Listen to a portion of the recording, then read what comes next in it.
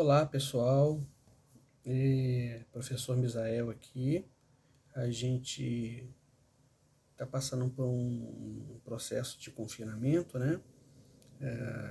E a gente vai trabalhar de um modo diferente por esse tempo aí, para que a gente não prejudique vocês nas aulas. Então a gente vai caminhar aqui relembrando alguns conceitos do que a gente já viu. Hoje eu vou trabalhar algumas questões de conceito que a gente viu. A gente está fazendo uma revisão historiográfica, né, para a gente identificar a importância da educação ao longo da história e, sobretudo, a importância da cultura, né? Então, assim, mais uma vez é um prazer estar com vocês, que a gente possa passar esse período, né, assim, rápido, para a gente poder estar junto de novo aí em sala de aula, se vendo, se olhando mesmo, né? De qualquer modo, a gente está aqui pronto para atender vocês no que for possível. Eu vou passar algumas atividades pela plataforma aí que vocês estão usando, né? Vou mandar também alguns slides para vocês e a gente caminhar juntos, tá bom? Bem, a gente trabalhou lá atrás a ideia de se entender a educação como um valor, lembram disso? A educação propriamente dita como um valor, coisa que não é muito pensada, sobretudo nos países de matriz católica, porque a matriz educacional católica é diferente da matriz educacional protestante, onde na matriz educacional católica se evidenciou-se ou se escolheu, né, educar a elite por um processo histórico da época. Não é nada teoria da conspiração, mas era um processo de tentar deter o movimento protestante. Aí foi o movimento católico que criou a Companhia de Jesus, de jesuítas, no processo educacional de elite, diferente do pessoal protestante, que por causa das solas lá, dos reformadores, né, Lutero e outros, uma das solas é somente em latim, uma das solas era somente as escrituras, então o povo precisava ler. Então, com esse processo de alfabetização da população, sobretudo nos países da Europa, né, na parte setentrional, na parte norte da Europa, houve um processo de educação maciço que gerou, sobretudo, questões de a tradução da Bíblia para o idioma alemão, a própria construção da língua alemã e outras vertentes, mas o fato é que, a partir desse momento, a gente tem um, um processo de valorização da educação enquanto educação, não enquanto uma necessidade de melhorar de salário, apenas de melhorar de vida. Não. Por que eu comecei falando isso? Para a gente resgatar lá a primeira aula, que essas 2 semanas a gente ficou aí, né? Além de estar confinado, estar em quarentena aí por causa desse coronavírus, a gente dá uma relembrada. E eu trabalhei com vocês, a gente está trabalhando a questão da divisão historiográfica, né? Da história, tratando aspectos culturais e históricos também. Então vamos relembrar aqui algumas coisinhas. A gente viu que a Idade Média, né, ela se inicia em 476 depois de Cristo, com a queda do Império Romano. Porque antes de 476 já tem um período na história conhecido como Antiguidade ou História Antiga. Era um momento em que a gente tinha os grandes impérios que dominavam, sobretudo o Império Egípcio, o Império depois assírio, depois o babilônico, depois o persa, depois o grego e por fim os romanos, que tinham toda uma característica. E em cada momento histórico em que há uma mudança cultural, uma mudança de pensamento muito drástica, a gente chama que houve uma quebra de paradigma. Lembram desse conceito, paradigma? Paradigma, que é uma ideia lá do Thomas Kuhn, né? Que é um filósofo, que ele dizia o seguinte, que o paradigma é o quê? É exatamente um conjunto de regras, de normas, de nomias, né? Que um grupo faz, um grupo social estabelece para poder conviver. Quando a gente perpassa esse aspecto micro de um grupo social para um aspecto mais macro de uma sociedade ou de uma civilização, a gente percebe que ao longo da história houve quebras de paradigma, existiram quebras de paradigma. Então, em 476 depois de Cristo, com a queda do Império Romano, há uma quebra de paradigma e uma preparação para o que a história chama de período medieval ou medievo, onde eu tinha o pensamento cultural pautado numa coisa chamada teocentrismo. Lembram do teocentrismo? Teocentrismo é Deus tem o destino do homem nas mãos, e quem estabelece o que Deus deseja aqui nesse mundo é exatamente a igreja. E por que a igreja? Porque a igreja foi a única instituição que sobrou, né, dada a invasão dos bárbaros e a queda do Império Romano. Então, quando o Império Romano ele cai, alguma coisa tem que ficar no lugar. E a igreja ela herdou do Império Romano todo o conjunto institucional, estrutural e conceitual do Império, né? A própria ideia de cardeal, cardeal vem do latim cardo, cardo que eram as principais ruas de Roma que levavam para o centro de Roma. Então, a mesma ideia de que o cardeal é aquele alguém que está perto do Papa, direcionando para o Papa, para que ele conduza, que ele é a parte importante da igreja. Só para a gente entender aqui. Então, o que acontece, pessoal? A gente, a partir desse momento, a gente estabelece, então, a Idade Média, que dura quase 1000 anos, porque ela vai de 476 a 1456 depois de Cristo. E é uma série de características desse período, né? Que são muito interessantes para a gente, enquanto educadores. Percebam que o que acontece? Esse pensamento teocêntrico, em que Deus tem o destino do homem nas mãos, ele vem carregado de uma série de concepções e conceitos juntos dele. Então, por exemplo, a Idade Média era um período muito dogmático, muito místico, era um período muito engessado, muito orgânico, a gente não podia questionar. Lembram?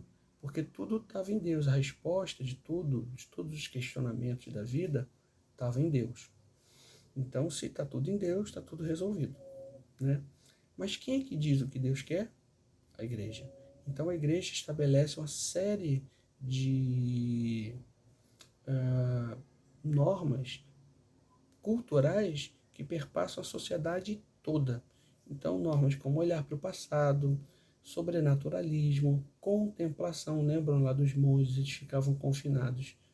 Essa palavra tem a ver com esse momento, né? Confinados nos mosteiros, nos monastérios, fazendo o quê? Meditando, contemplando. É um período em que eu tenho, como eu disse, muita crendice, muito misticismo. As relíquias, né? Basta lembrar delas, as relíquias sagradas, como a pena da pomba do Espírito Santo, crânios de João Batista, entre outros, né?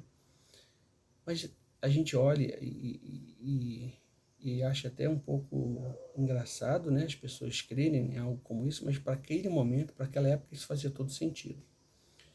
Só que também, gente, e aí esse período medieval de quase 1000 anos, ele é dividido em dois períodos. A gente chama de Alta Idade Média, quando esses conceitos eles são mais exacerbados, essa ideia dogmática, essa ideia de olhar para o passado, essa ideia de crença, ela está muito arraigada, que essa Alta Idade Média vai dali do 5º século até o século XI, mais ou menos, e Depois, em seguida, a gente tem a Baixa Idade Média, que vai dali do 11 até o 13, né? 13, 14, vai até o século 12, entre o 11 e o 14. A gente tem a Baixa Idade Média. Quando que? Quando esses valores começam a mudar, quando começa a haver um preparo para uma quebra de paradigma. E a partir daí, eu tenho o surgimento de um movimento chamado Renascimento. Mas vamos voltar só aqui para a gente entender uma coisinha. Em termos educacionais, acontece uma coisa bem interessante, pessoal. Mais ou menos no ano 800, 800 e pouquinho, quando Carlos Magno, né, o imperador franco, né, daquela área da França, partes da Alemanha, ele começa a fazer toda uma reforma educacional, preparando os monges e buscando educar as crianças. Aqui lembra aquilo que eu falei, que as pessoas falam que a Idade Média é a Idade das Trevas? Isso é uma falácia, tá, gente? Isso não é um fato verdadeiro. É claro que a gente tinha muita crendice, mas o fator primordial para a gente perceber que a Idade Média não é a Idade das Trevas é a própria fundação das primeiras universidades no mundo ocidental, né, sobretudo no mundo cristão, ali exatamente na Idade Média. Você tem a primeira universidade, a Universidade de Bolonha, em 1073, depois a Universidade de Oxford, em 1095, a Universidade de Cambridge, em 1099, e outras e outras e outras que a gente tem, que as universidades são o quê? Cidades do saber, né? Onde a gente tem o ponto fulcral, o ponto mais importante de difusão e profusão do conhecimento. Então, assim, pessoal, a gente tem esse movimento todo, esse misto de coisas acontecendo na Idade Média, mas é interessante a gente pensar que na Baixa Idade Média acontecem três coisas interessantes que a gente falou, só para a gente relembrar aqui, que elas começam a preparar o caminho para a mudança de paradigma medieval, que foram as cruzadas, lembram? Foi um choque cultural entre os cristãos do Ocidente com o mundo árabe, que era extremamente científico. Só você ver, o algarismo que a gente usa é o algarismo arábico. Então, a gente tem as cruzadas, e depois das cruzadas a gente tem as ordens de mendicantes, que ela resgatou essa ideia de Carlos Magno de educação, de evangelizar a cidade. Então, isso é muito importante, tá? E, além das ordens mendicantes, eu tenho a peste negra. Acho que tem tudo a ver também com esse momento que a gente está vivendo, da gente perceber como a gente está... Como é difícil, né? Você imagina, hoje com todo o arcabouço científico que a gente tem essa dificuldade hoje em dia, está todo mundo confinado, o mundo parado. Você imagina lá no século XIV, 1347, 48, as pessoas morrendo, e não sabiam de onde vinham, né? Então, o pessoal que surgiu desse momento foi um pessoal com outra cabeça.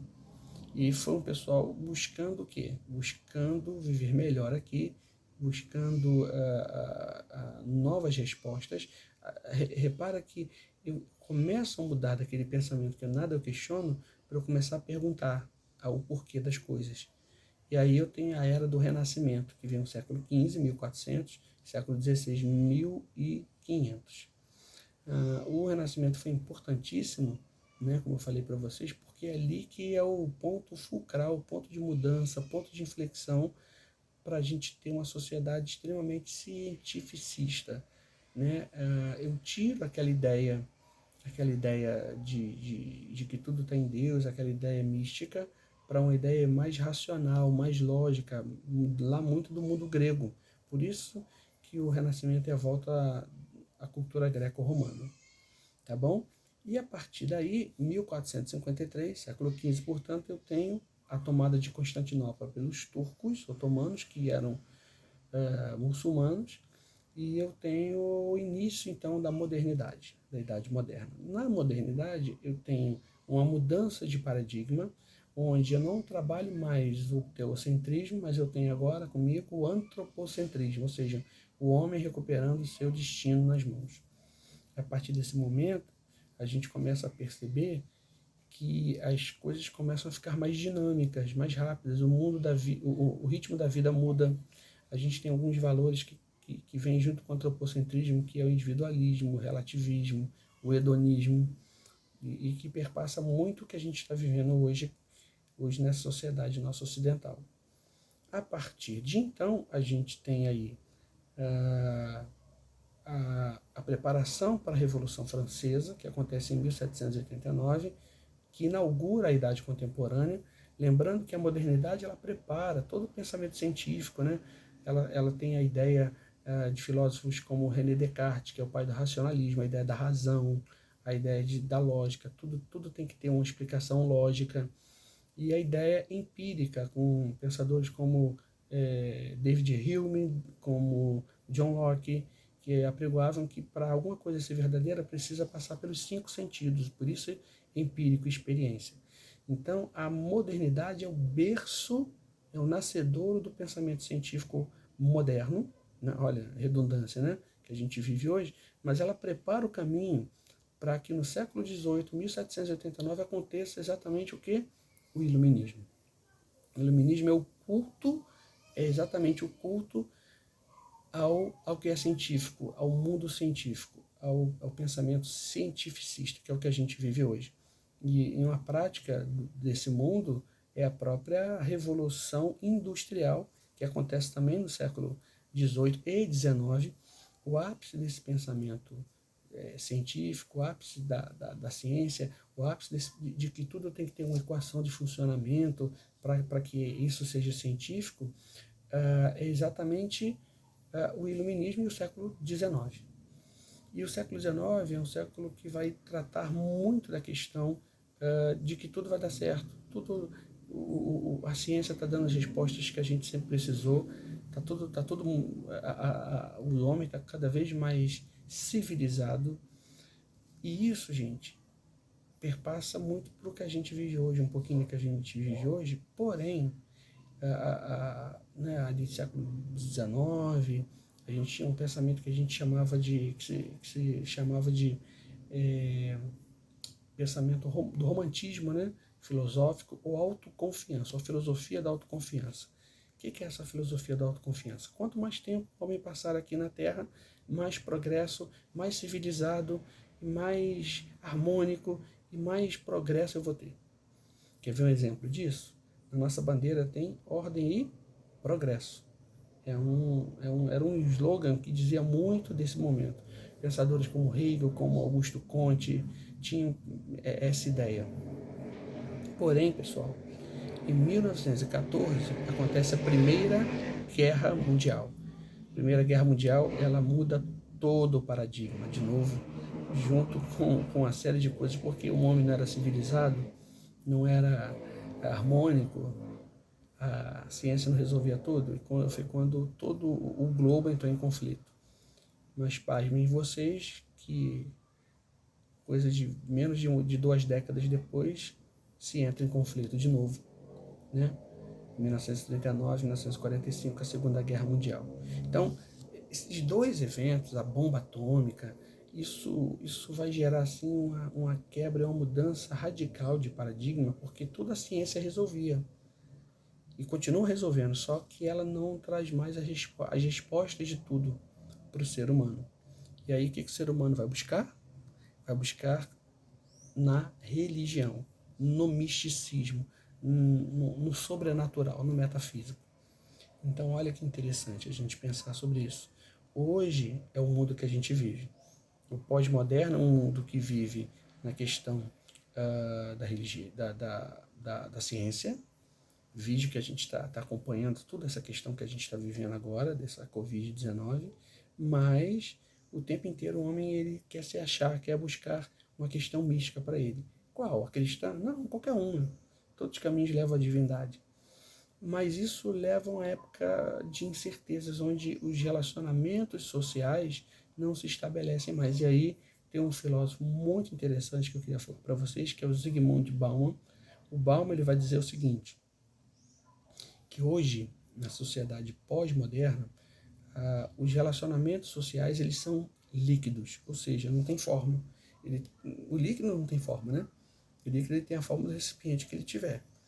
E isso causa no relacionamento social algo terrível, porque os relacionamentos sociais eles não têm tempo de se enraizar, né? De serem alguma coisa mais específica, de ser alguma coisa mais profunda, e as pessoas elas não estabelecem laços permanentes, né? E o que que acontece? A gente vive uma época de incerteza, incerteza social. Para um pouquinho e pensa, vê se não é exatamente isso que a gente vive, né? E aí o próprio desenvolvimento tecnológico da eletrônica, depois da computação, depois da comunicação e hoje da tecnologia da informação, né? Da própria informática, a internet. Olha como é que há a exacerbação disso tudo. Por que, que eu estou batendo todo esse papo? Né? Para a gente pensar o seguinte, as ciências sociais, de um modo geral, antropologia, a própria sociologia, a pedagogia, elas vão surgir nesse cenário de final, de segunda década do século XIX para o século XX, para tentar responder essas demandas, tanto demandas psicológicas quanto demandas culturais, demandas de educação. Então, o nascedouro das ciências sociais, e aí englobe, aí pense em antropologia da educação, pense em pedagogia social, pense em filosofia da educação, história da educação, todas essas ciências elas vão algumas nascendo e outras vão se reinventar nesse momento de final do século XIX. Então, assim, a gente percebe que as demandas são muito grandes e elas estão sempre atreladas, sempre vão estar atreladas a valores e aspectos culturais. Gente, por hoje a gente fica por aqui.